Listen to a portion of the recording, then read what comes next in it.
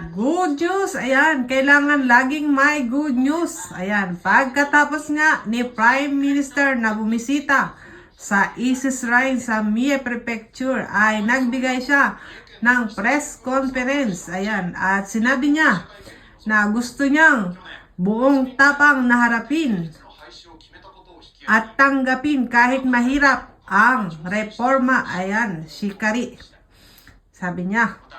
At sinabi din niya na ilulunsad ngayong buwan ang design ng tax credit with benefits. Ayan guys, itong tax credit with benefits ay noong mga nakaraang taon, buwan pa sinasabi ni Prime Minister Takaichi, kung saan nga guys, tayong mga nasa middle na income earners ang makikinabang. Gayon din naman ang mga low income earners. Ayan.